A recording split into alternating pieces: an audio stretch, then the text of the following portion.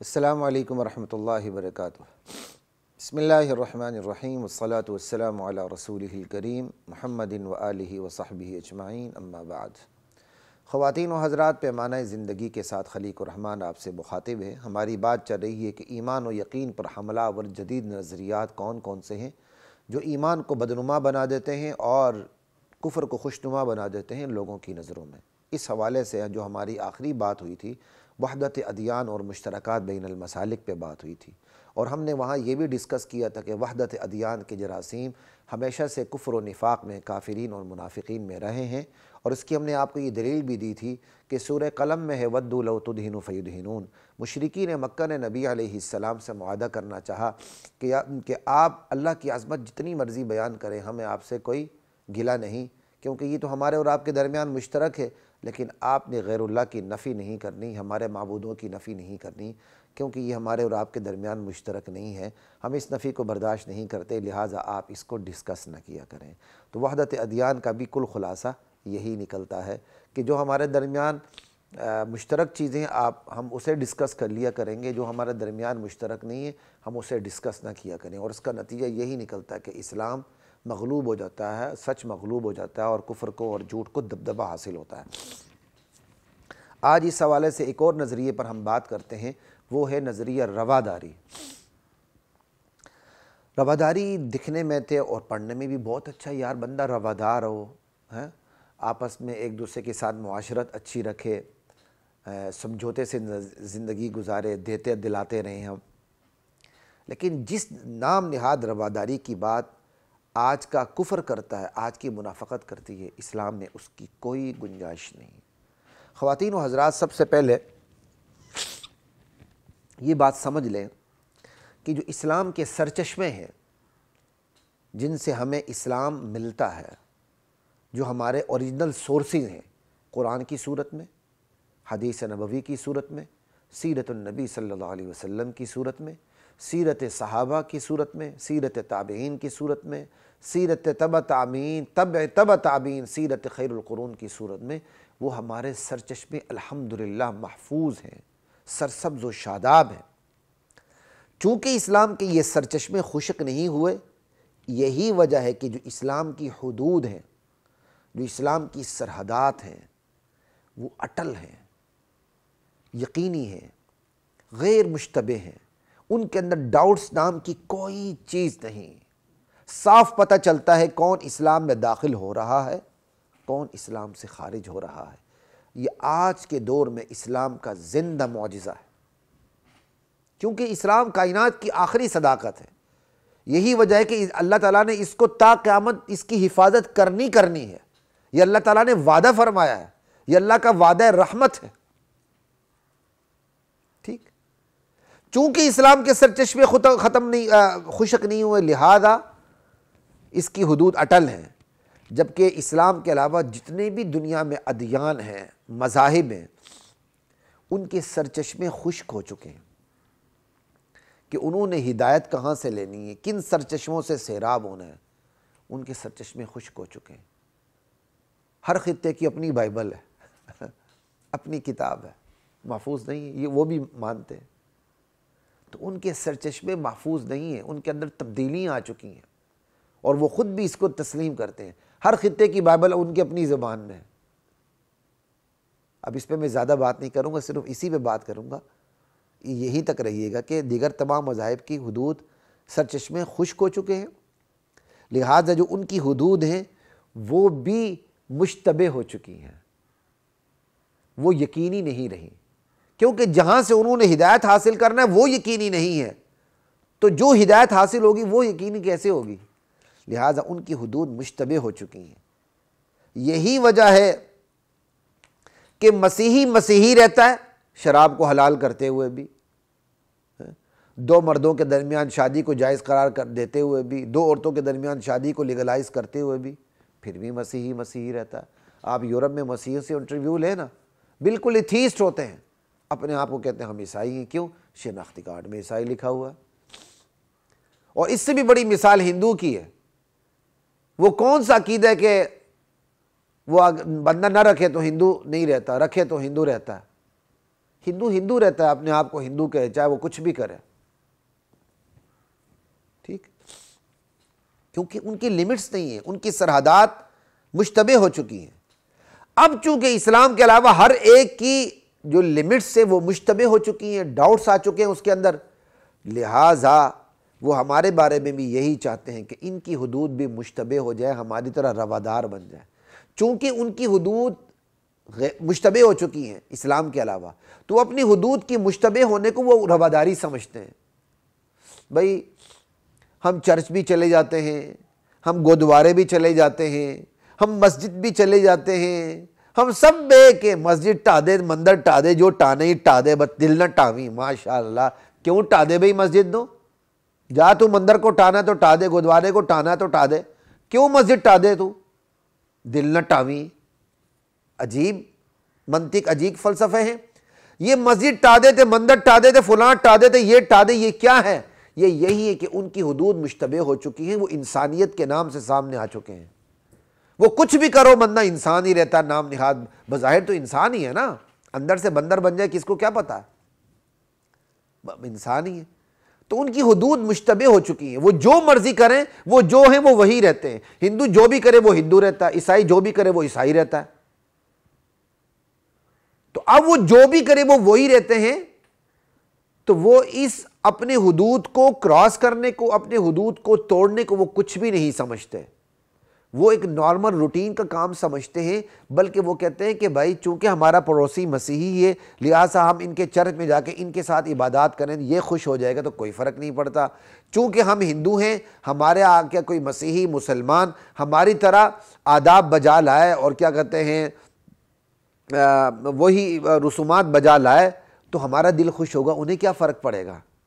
تو اس کو انہوں نے رواداری کا نام دیا ہوا ہے، یعنی حدود کے مشتبہ ہونے کو رواداری کا نام دیا ہوا، خود کو روادار سمجھتے ہیں، اور یہی رواداری کی جراثیم وہ ہمارے اندر انجیکٹ کرنا چاہتے ہیں کہ مسلمان بھی ایسا ہو کہ وہ مسجد میں جائے، چرچ میں جائے، مندر میں جائے، گودوارے میں جائے، یہودیوں کی عبادت گاہ میں جائے، مسیحیوں کی عبادت گاہ میں جائے، اسے کوئی فرق نہیں پڑنا چاہیے۔ وہ گھر کا کیک کاٹ رہا ہو یا وہ 25 دسمبر کا کیک کاٹ رہا ہو، ایک ہی ہونی چاہیے بات، کیونکہ ہم بھی تو خوش ہو جاتے ہیں اس سے۔ کہتے مسلمان بھی ایسا ہی ہو، جیسے ہم ان کی مسجد میں جا کے ہمیں خوشی ہو تو ان کو دیکھ کر اللہ اکبر کر کے نماز پڑھ لیں، تو وہ ہمارے آ کر بھی ہماری طرح عبادات بجا لائے۔ اس کو وہ رواداری سمجھتے ہیں، اسی رواداری کو ہمارے اندر انجیکٹ کرنا چاہتے ہیں۔ انا للہ و انا الیہ راجعون۔ تو خواتین و حضرات، خلاصہ کلام یہ ہوا کہ اسلام کے سرچشمے محفوظ ہیں، لہٰذا اس کی حدود مشتبہ نہیں، یقینی ہے، تو ہم اپنی حدود کو کراس نہیں کر سکتے۔ اسلام کے علاوہ جتنے بھی مذاہب ہیں ان کے سرچشمے خشک ہو چکے ہیں، لہٰذا ان کی حدود غیر مشتبہ ہو چکی ہیں۔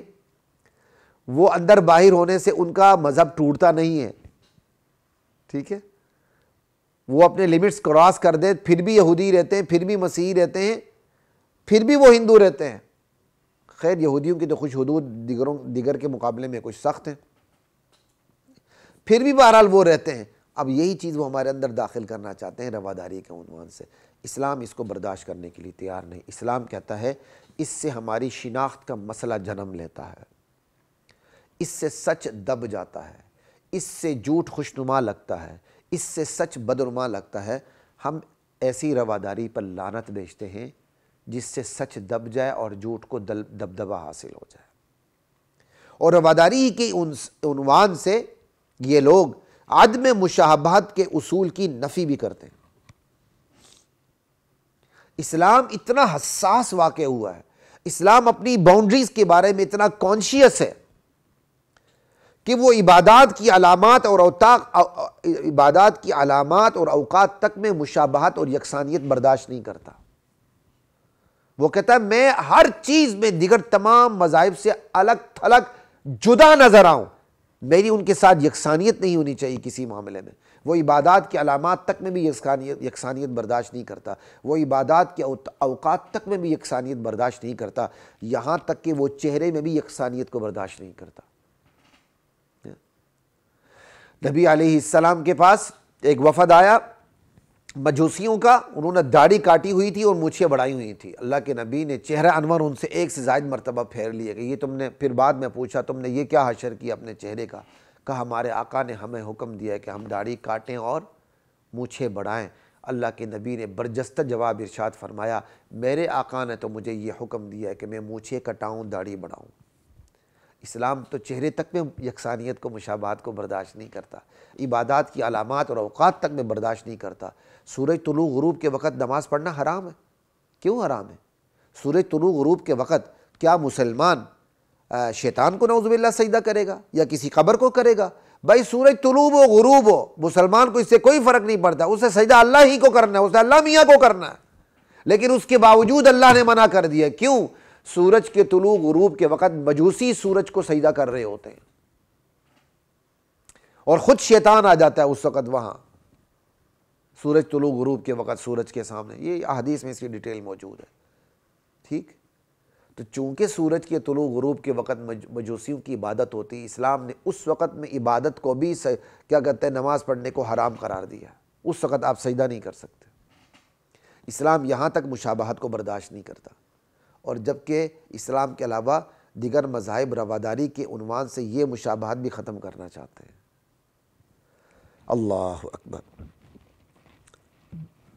خواتین و حضرات، ہمارے سرچشمے خشک نہیں ہوئے، یہ الگ بات ہے، ہم خشک ہو چکے ہیں، ہم بے غیرت ہو چکے ہیں، ہم دیوس ہو چکے ہیں، ہمارے اندر دین نہیں رہا، ہمارے سرچشمے خشک نہیں ہوئے۔ بس ضرورت اس بات کی ہے خواتین و حضرات، ہمارے جو سرسبز و شابات ابد الآباد کے لیے جو ہمارے سرچشمے ہیں، قرآن کی صورت میں، حدیث کی صورت میں، سیرت نبوی اور سیرت صحابہ اور سیرت خیر القرون کی صورت میں، ہم ان سے جڑ جائیں۔ بس سب سے بڑی بات یہ ہے، آج جو انسانیت ہے، آج کی نام نہاد انسانیت، وہ اقلیت کے نام سے، انسانیت کے نام سے، عالمگیریت کے نام سے، جمہوریت کے نام سے، محبت، پیار، امن، رواداری کے عنوانات سے ایمان کو بدنما، ناقابل قبول اور کفر کو خوشگوار اور قابل قبول بنانے پر تلی ہوئی ہے۔